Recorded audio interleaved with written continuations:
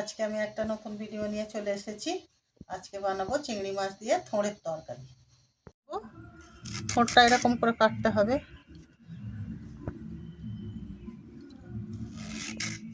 এই যে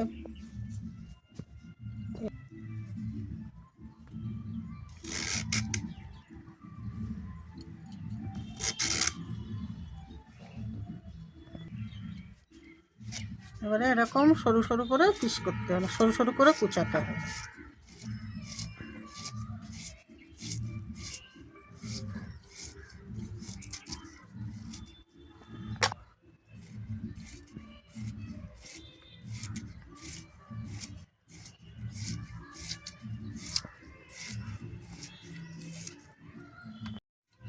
এরকম করে সব কুচিয়ে নেব, এরকম সরু সরু করে। থোড়ে আমি নুন মাখিয়ে রেখেছি, নুন মাখিয়ে রেখে চটকিয়ে নিয়েছি ভালো করে। এখানে নিয়েছি আমি থোড়ে দেব, বেগুন কেটে রেখেছি, ছোট ছোট আলু কেটে রেখেছি, আর এখানে আছে চিংড়ি মাছ। আমি একদম গ্রাম্য পদ্ধতিতে থোড় রান্না করে দেখাবো আজকে।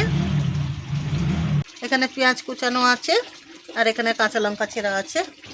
এখানে মশলা আছে, লঙ্কা গুঁড়ো আছে, হলুদ গুঁড়ো আছে, জিরে গুঁড়ো, ধনে গুঁড়ো, পাঁচফোড়ন আর শুকনো লঙ্কা। প্রথমে চিংড়ি মাছে নুন আর হলুদ মাখিয়ে নেব। নুন দেব, হলুদ দেব, ভালো করে মাখিয়ে নেব।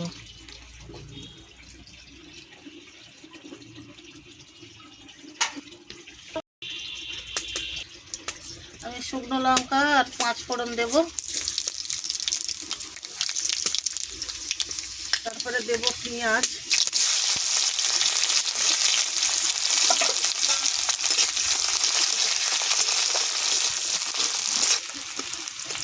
এবারে দেব চিংড়ি মাছ।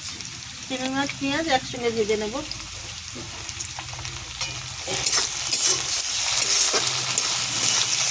একটু ভাজা ভাজা করে নেব।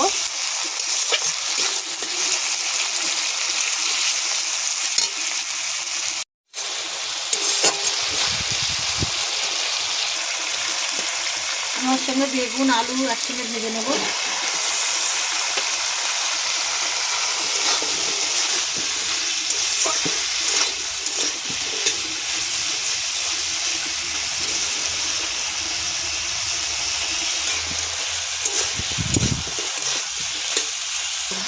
থোড়টাও দেবো, দিয়ে একসঙ্গে ভাজা ভাজা করবো।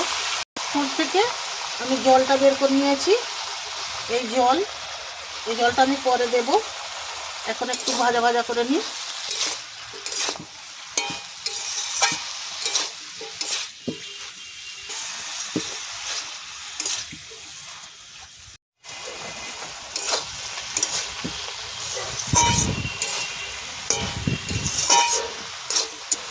আদা বাটা দেবো,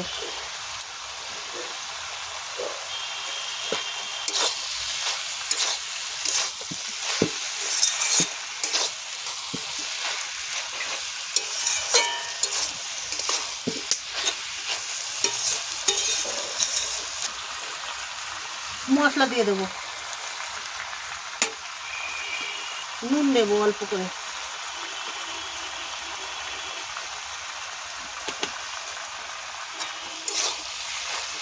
এবার ভালো করে কষে নেব।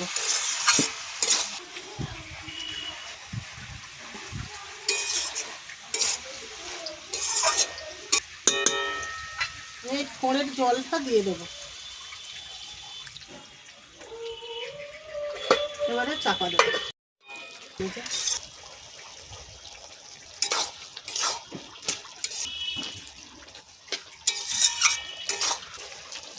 আর একটু ঝোল আছে, আর একটু ঝোল মরলে একদম শুকনো শুকনো করে নামাবো।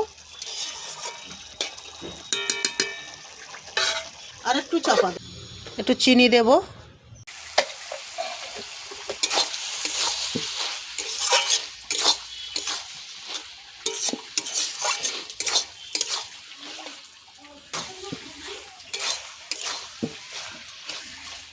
এবার নামিয়ে নেব। থোড় তরকারি হয়ে গেছে, এবার নামিয়ে নেব।